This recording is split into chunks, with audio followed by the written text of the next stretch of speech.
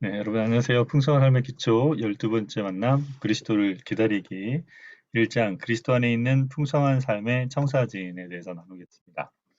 생각해 볼 질문. 그리스도인의 삶에서 균형이 중요한 이유는 무엇일까요?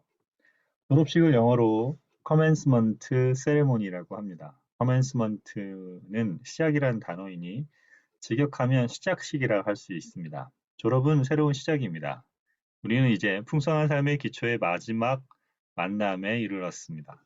이 만남을 함께 공부하면 이 훈련이 끝납니다. 그러나 이 진정한 의미에서는 이제부터 시작입니다. 지금까지 배운 내용을 마음속에 새기고 실제로 드러내는 삶이 이제 본격적으로 시작되기 때문입니다. 이번 만남에서는 이렇게 새로운 시작을 위해서 우리에게 꼭 필요한 내용을 함께 살펴볼 것입니다. 향기 없는 그리스도인. 보통 신앙이 좋다고 하는 분들은 두 부류로 나눌 수 있습니다. 우선 기동답을 비롯하여 영적 체험을 많이 했기 때문에 그 체험을 늘 기억하면서 영적으로 성숙했다고 하는 이들이 있습니다. 또 어떤 이들은 특별히 많은 훈련을 받고 많이 배웠기 때문에 성숙한 그리스도인이라고 이야기합니다. 영적 체험도 여러 훈련도 그리스도인의 삶에서는 참 중요합니다. 그런데 가끔 이렇게 신앙이 좋다고 하는 분들에게서 부족해 보이는 것이 있습니다. 종교적인 색채를 빼고 말하면 매력이라 할 수 있을 것입니다. 그리스도인들에게서 이런 매력을 찾아보기 힘들 때가 많습니다. 또한 성경의 표현을 빌려 말하자면 그리스도를 닮은 향기나 갈라디아서에서 이야기하는 성령의 열매라고 할 수 있습니다. 그런 사람들은 교회 생활에서는 활력이 넘치지만 세상 삶의 터전에서는 그리스도를 닮은 모습이 나타나지 않습니다. 풍성한 삶의 기초 훈련을 마쳤다고 해도 또 다른 과정을 하나 더 마쳤을 뿐 그리스도의 향기는 찾아보기 힘들 수도 있습니다. 이런 현상에는 세 가지 이유가 있습니다. 첫 번째는 균형 잡힌 시각이 결여되어 있기 때문입니다. 기독교란 단순히 하나님과의 관계만 이야기하는 것이 아니라 자신과의 관계, 공동체와의 관계, 세상과의 관계에서 원래 하나님이 계획하신 모습으로 회복되는 것입니다. 하나님과의 관계를 중심으로 삶을 종합적으로 보고 성숙하게 해주는 것이 성경의 가르침인데 이러한 전반적인 시각이 부족한 것이 문제입니다. 이것을 이원론적인 영성이라고 할 수도 있습니다. 하나님과의 관계나 교회 생활은 성스럽고 나머지 부분은 별로 중요하지 않다고 생각하는 것입니다. 아름다움이란 늘 균형에서 나옵니다. 적절한 비율을 유지해야 아름답습니다. 재료의 비율이 잘 맞아야 음식이 맛있습니다. 특정한 재료를 좋아한다고 해서 그것만 많이 먹으면 음식을 망칩니다. 그리스도인의 삶에서 가장 큰 문제가 이런 균형을 잃어버리는 것입니다. 그래서 이 풍성한 삶의 기초 훈련은 그리스도인의 삶에서 균형이 얼마나 중요한지를 계속해서 강조합니다. 하나님과의 관계, 자신과의 관계, 공동체와의 관계, 세상과의 관계에서 우리가 균형 있게 성장해야 한다는 시각을 제공해 줍니다. 두 번째는 건강한 공동체에 속하지 않았기 때문입니다. 사람은 공동체라는 토양에서 성장합니다. 성경의 하나님이 인간을 이렇게 만드셨습니다. 하나님이 공동체성을 갖고 계시고 그런 하나님 형상을 따라서 인간을 만드셨습니다. 성부, 성자, 성령, 삼위일체 하나님이 그분의 형상을 따라 우리를 만드셨기 때문에 인간은 근본적으로 공동체성을 가지고 있습니다. 이렇게 지음받은 우리가 그리스도 안에 속하여 서로 형제 자매가 되었습니다. 하나님이 하나님의 가족이라는 놀라운 공동체에 속하게 되었습니다. 이것은 영적인 실체, 리얼티입니다. 하나님이 이렇게 만드셨습니다. 사람은 하나님이 만드신 이 공동체에 속할 때 균형 있게 성장할 수 있습니다. 건강한 공동체가 없으면 아무리 좋은 시각과 건전한 생각을 가졌어도 사람은 잘 변하지 않습니다. 풍성한 삶의 기초 훈련을 하면서 그냥 책만 읽지 말고 이끄미와 따르미가 함께 그리스도를 따르기 위해 고투하라고 권고하는 이유가 여기 있습니다. 지식을 습득한다고 해서 영적으로 성숙하지 않습니다. 하나님이 속하게 하신 공동체에서 실제적인 삶을 살아갈 때 진정한 영적 성숙이 일어납니다. 마지막으로 균형 잡힌 시각도 있고 건강한 공동체에 속해 있는데도 잘 성장하지 않는 경우는 성령님과 하나님 나라에 대해 무지하기 때문입니다. 예수님의 십자가 복음은 잘 알지만 예수님의 중심 가르침인 하나님 나라에 무지한 사람들이 적지 않습니다. 하나님은 우리가 임한 하나님의 나라에 속한 자로서 완전하게 임할 하나님 나라를 기다리며 살아가길 원하십니다. 예수 그리스도의 죽음과 부활이 이 놀라운 하나님 나라 백성의 삶을 가능하게 했습니다. 예수의 복음이 우리를 하나님 나라에 속하게 했습니다. 성령님은 우리가 하나님 나라 백성으로 살아가는 일을 이끄십니다. 성령님은 고작 기적이나 초자연적인 현상을 일으키는 분으로 생각하는 사람들이 많습니다. 이미 임한 하나님 나라를 이 땅에서 살아내기 위해서 우리를 안내하고 도우시는 성령님을 실제로 따라가지 않는다면 아무리 균형 잡힌 시각과 좋은 공동체를 가지고 있다 하더라도 삶이 변화되지 못할 것입니다. 책장에 이런저런 훈련 교재와 제자도책을 잘 구비한 사람들이 많습니다. 그들 중에는 그렇게 많은 훈련을 받고 책도 읽었지만 왜 나는 변화되지 않지? 라고 질문하는 사람들도 있습니다.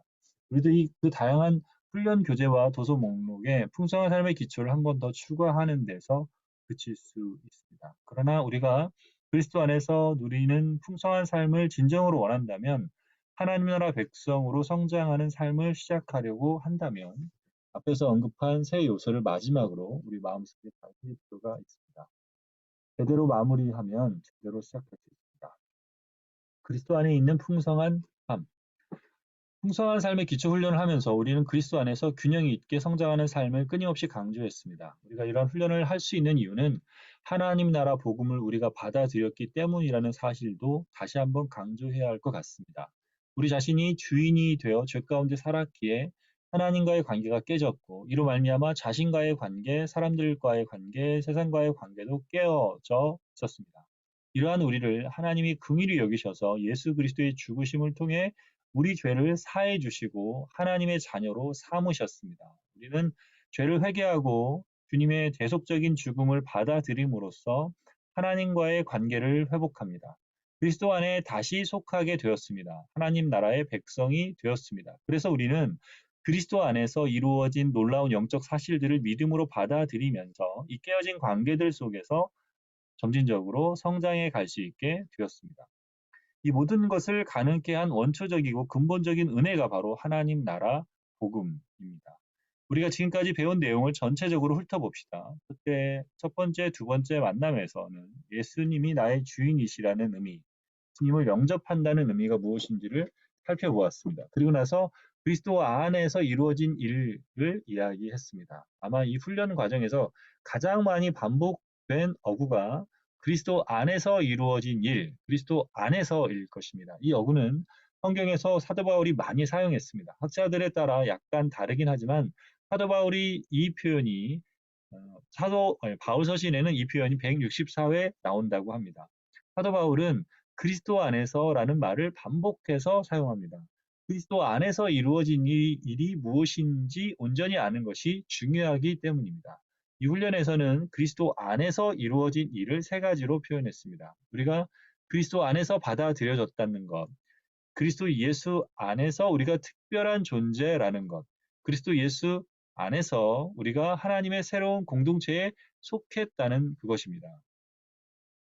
그런데 이런 놀라운 영적인 사실들을 자신의 것으로 만드는 것이 바로 믿음이라고 배웠습니다. 믿음이란 세뇌나 자기 확신이 아니고 또한 자기가 원하는 것을 강하게 믿는 것이 아니라 하나님이 이루신 일, 지금 하고 계신 일, 하시겠다고 약속하신 일을 전인격적으로 받아들이는 것임을 알았습니다. 믿음에 대한 개념이 자신이 원하는 것을 믿는 기복적인 개념에서 하나님이 행하신 일을 전인격적으로 받아들이는 성경적 개념으로 바뀌기만 해도 한국교회는 괄목성대할 만큼 괄목할 만큼 건강해질 것입니다. 이처럼 첫 번째, 두 번째 만남에서는 그리스도 안에 있는 새로운 피조물인 나를 다루었습니다. 세 번째, 네 번째 만남에서 우리가 그리스도를 통해서 어떻게 하나님과 인격적인 관계를 나눌지를 배웠습니다. 여기에서도 우리가 그리스도 안에서 하나님과 어떤 관계가 있게 되었는가를 가장 먼저 이야기했습니다. 우리가 옛날에는 진노의 자식이었지만 이제는 그리스도 안에서 하나님 우편에 앉아 있는 상속자, 즉 하나님의 아들과 딸이 되었습니다. 이 이야기를 할 때마다 우리는 감격할 수밖에 없습니다. 우리가 도대체 뭔데 하나님의 우편에 앉을 수 있습니까? 우리의 신분을 이렇게 완전히 바꾸셨다고 합니다. 가만히 생각해 보십시오. 어떻게 감격스럽지 않을 수 있습니까? 하나님 우편에 앉는다니. 영감능심, 꿈이나 꿔볼 일입니까? 하지만 우리가 그리스도를 받아들임으로써 하나님과 특별한 관계가 되었고 또한 그 관계로 인해 놀라운 특권을 누립니다. 우리가 자녀로서 누리는 가장 큰 특권은 하나님을 알아가는 것입니다. 그리스도인들이 이 놀라운 특권을 등한시하고 있다면 그야말로 불행한 일입니다. 세상 사람들도 이런저런 것들을 알아가는 재미로 살아갑니다. 우리에게는 무엇인가를 알아가는 즐거움이 있습니다. 그 중에서도 우리 그리스도인은 천지의 주제이신 하나님을 알아가는 즐거움을 누리는 이들입니다. 그렇다면 이 하나님을 어떻게 알 수 있습니까? 우리는 성경을 통해서 하나님을 알아갑니다. 성경 읽기가 의무가 되어버린 사람은 기독교의 본질을 제대로 이해하지 못한 사람입니다. 하나님을 알아가는 특권을 얻은 자가 어떻게 하나님에 대해 최고급 정보를 담고 있는 성경을 읽지 않고 살 수 있겠습니까? 이렇게 하나님을 알아가면 그분을 아는 만큼 하나님을 향한 우리의 사랑도 깊어질 수밖에 없습니다. 하나님의 섬세하심과 웅대하심이 얼마나 놀랍습니까? 하나님은 역사를 이끌어 가시는 큰 손의 하나님이시면서도 동시에 우리 마음을 만지시는 작은 손의 하나님이십니다.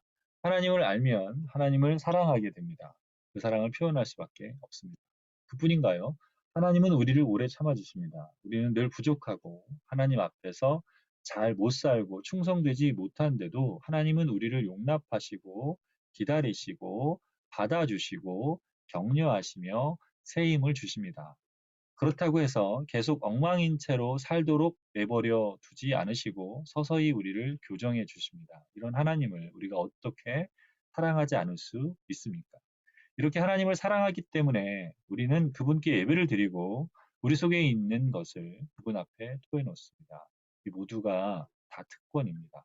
우리는 하나님의 사랑을 받았기 때문에 성경도 읽고 예배도 드리고 기도도 합니다. 예배드리고 기도하고 성경을 읽어야 하나님이 우리를 사랑해 주시는 것이 아닙니다. 그것은 의무가 아니라 특권입니다. 많은 사람이 율법에서 우리를 해방시키는 복음을 받아들이고도 이것도 하고 저것도 해야 한다는 새로운 율법을 배웁니다. 성경도 읽어야 하고 예배도 드려야 하고 기도도 하고 전도도 해야 한다고 배웁니다.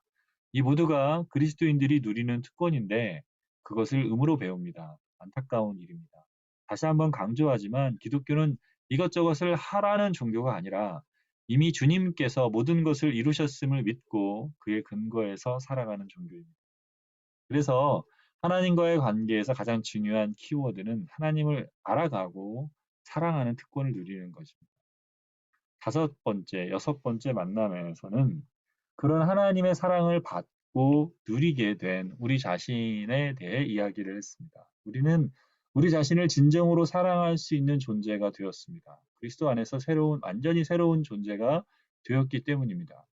하나님의 우편에 앉은 자, 하나님의 사랑을 입은 자, 하나님이 존귀하게 여기는 자가 되었습니다. 하나님은 우리를 세상의 어떤 잣대로도 바라보지 않으시고 그리스도 안에서 특별하게 사랑을 입은 자로 바라보십니다. 이렇게 우리가 그리스도 안에서 새로운 존재가 되었을 때 성령님이 우리에게 오십니다. 그래서 우리 안에는 두 가지 다른 종류의 욕망이 생깁니다. 성령께서 우리 속에 계셔서 우리를 주도하려고 하시지만 육체로부터 나오는 소욕들이 아직 우리 가운데 남아있기 때문입니다. 우리는 육체의 소욕과 성령의 소욕이 자꾸 상충하고 부딪히는 경험을 합니다. 이런 상황에서 자기를 사랑하는 것은 하나님이 새롭게 만들어주신 나를 사랑하는 것입니다. 또 자기 부인은 자기 기본적인 욕망이나 마음속에 있는 자연스러운 것들까지 다 미워하고 학대한다는 뜻이 아니라 옛사람에 속한 것들, 그리스도 밖에 있었던 것들을 부인하는 것입니다. 자기 부인을 오해한 이들은 기독교를 자기 멸시나 자기 학대의 종교로 생각하는데 이는 기독교를 잘못 이해한 것입니다. 기독교야말로 진정한 의미에서 자기 자애의 종교, 자기를 아주 건강하게 사랑하는 종교입니다. 여기서 우리에게 중요한 것은 바로 성령님이십니다. 우리는 성령님이 우리 가운데 오셔서 하시는 일에 대해 이야기를 했습니다. 먼저 우리가 예수님을 받아들이면 성령님이 우리 가운데 내주하십니다. 우리가 그 성령님의 인도를 잘 따라가기 시작하면 성품 면에서는 성령의 열매를 맺고 성령님이 우리 삶에 비전을 주시고 그 비전을 살아갈 수 있는 성령의 능력을 허락해 주십니다. 또 교회 공동체 내에서 섬길 수 있는 은사를 주시고 결국에는 성령 충만에 이르러 그분과 특별한 관계를 누리게 됩니다. 성령 충만과 그리스도 안에서 우리 인격이 완성되는 것은 거의 동의어입니다. 성령이 충만하면 신비하고 이상한 사람이 되는 것이 아니라 하나님이 원하셨던 하나님의 형상, 그 아들의 형상으로 회복됩니다. 그러나 우리 가운데 계신 성령님을 잘 따라가지 않으면 성령님은 계속 우리를 인도하시기 위해 우리를 경책하고 꾸짖으십니다. 우리가 그 음성을 계속 거부할 경우 성령님은 슬퍼하시고 그것이 심해져서 우리가 성령님을 완전히 무시하고 살면 결국에는 침묵하십니다. 성령이 소멸되는 단계까지 갈 수 있다는 것을 기억하고 두려운 마음을 가져야 한다는 것을 앞에서 배웠습니다. 자신과의 관계에서 중요한 두 가지 개념은 바로 자기 부인과 성령 충만이라고 할 수 있습니다. 우리에게는 우리를 발전시켜 줄 수 있는 개인 트레이너가 계십니다. 그분이 바로 성령님이십니다. 그리스도인들이 성령님과 동행하지 않으면 인격적인 면에서, 인간적인 면에서는 성장할지 모르지만 하나님의 형상을 닮아가는 성장에는 이룰 수가 없습니다. 7번째, 8번째 만남에서는 공동체 생활에 대해 이야기를 했습니다. 자신을 사랑하게 되고 나서 그 다음에 생각할 것은 우리가 공동체에 속하게 되었다는 것입니다. 우리가 공동체에 속하게 된 것은 단순히 우리가 선택한 결과가 아니라 이미 그리스도 안에서 하나님이 이루신 일을 우리 삶에 드러내는 것입니다. 성경은 우리에게 공동체에 속하라고 말하기 이전에 우리가 이미 공동체에 속해 있다고 가르칩니다. 그래서 공동체를 떠난 그리스도인들은 시들시들 죽어갑니다. 우리가 집을 떠나 고아처럼 살면 힘이 빠지는 것처럼 하나님의 가족에 속한 그리스도인도 마찬가지입니다. 우리는 이 공동체에 이미 속한 존재임을 기억하십시오. 성경은 추상적인 진리를 말하는 것처럼 보이지만 성경의 진리는 반드시 실제적으로 나타납니다. 하나님의 공동체에 속하는 것은 이론이 아니라 우리 삶의 실제여서 우리가 공동체에 속하여 우리에게 주신 형제 자매를 사랑하는 것으로 나타납니다. 하나님을 정말 사랑한다면 형제 자매를 정말 사랑하게 됩니다. 하나님을 사랑하는 자는 하나님이 이루신 일을 소중하게 여기고 그렇다면 그리스도 안에서 우리를 받으셨듯이 받아주신 다른 형제 자매들을 사랑하는 것은 당연한 일입니다. 형제 사랑은 우리가 하나님의 자녀임을 드러냅니다. 성경에서 우리가 형제 자매를 사랑하지 않으면 하나님을 사랑하는 것이 아니라고까지 말하는 이유가 여기 있습니다. 우리는 더 나아가 요한 1서에서 그 사랑의 원리를 배웠습니다. 그것은 희생하는 사랑, 진실한 사랑 또는 투명한 사랑, 구체적인 사랑, 중심이 있는 사랑이었습니다. 예수님이 우리에게 이런 사랑을 보여주셨습니다. 이렇게 형제를 사랑하면 서로 순종하게 됩니다. 누가 누구를 지배하는 세상과는 달리 우리는 피차 복종합니다. 또한 하나님이 우리에게 하신 대로 우리도 서로에게 잘못한 것을 용서하며 서로 다른 점을 용납하는 것을 배워나갈 수 있습니다. 더 나아가 우리는 공동체 가운데서 서로 섬깁니다. 우리의 은사를 사용하여 공동체를 세웁니다. 우리는 우리가 가진 은사가 공동체의 유익을 위해서 주어진 것인 것을 압니다. 진정한 성숙은 섬김의 도에서 나옵니다. 지적 능력이나 육체적인 힘, 많은 경험 같은 우리의 은사들은 다른 사람들을 섬기기 위해서 사용할 때 우리는 그리스도를 닮아 성숙해져 갑니다. 정리하자면 그리스도 안에서 이루어진 공동체 생활에서 가장 중요한 두 가지 키워드는 바로 형제 사랑과 섬김의 도입니다. 우리는 공동체에서도 살지만 세상에서도 살아갑니다. 9번째, 10번째 만남에서는 세상에서 어떻게 살아갈지를 배웠습니다. 우리는 세상에 속해 있지만 그리스도 안에 있는 나라는 존재로 세상에 있습니다. 그러므로 우리는 세상에서 하나님의 다스림을 선언해야 합니다. 하나님이 이 세상의 주인이심을 표현하는 가장 원천적인 방식이 복음 전도입니다. 전도란 지옥 갈 사람에게 천국 티켓을 나눠주거나 교인의 숫자를 늘리기 위한 것이 아닙니다. 신학적이고 성경적인 관점에서 본다면 전도란 하나님의 다스림을 선포하여 사람들이 그분의 다스림 아래로 돌아오게 하는 행위를 할 수 있습니다. 전도 없이는 하나님 나라도 없습니다. 하나님 나라의 본질은 하나님 나라의 다스림을 알리고 그 다스림으로 사람들을 불러 모으는 것입니다. 예수님의 복음이 아니고서는 하나님의 다스림 아래 들어올 수 없습니다. 하나님 없이 살다가 하나님 없이 죽어가는 사람들, 하나님의 선한 다스림을 맛보지 못하고 그냥 떠나는 사람들에게 하나님의 다스림 아래 와 보라고 하나님의 선하신 덕을 같이 맛보자고 권하는 것이 전도입니다. 이렇게 복음을 듣고 하나님 나라에 들어온 사람들이 하나님 나라 백성이 되어 하나님의 사랑과 정의가 드러나는 세상을 만들어갈 수 있습니다. 하나님의 다스림을 선포하고 알리는 것이 복음 전도라면 이러한 다스림이 세상에 온전히 드러나도록 애쓰는 것이 세상 경영입니다. 다시 말해 세상 경영이란 하나님이 하시는 일에 우리가 참여하는 것입니다. 여기서 중요한 두 가지 원리는 정의와 사랑입니다. 정의는 우리 일상에서 매우 중요합니다. 돈, 육체적인 힘, 지위, 학력 등 무엇이 되었든 우리가 가진 힘으로 정의롭게 세상을 경영해야 합니다. 세상 경영의 원리가 사랑과 정의라면 세상 경영의 방법은 노동입니다. 우리는 일의 의미가 무엇인지, 하나님 앞에서 일하는 것이 얼마나 귀한지, 타락한 세상에서 노동의 한계와 어려움이 무엇인지, 그럼에도 불구하고 어떤 자세로 어떤 일을 해야 하는지를 함께 나눴습니다.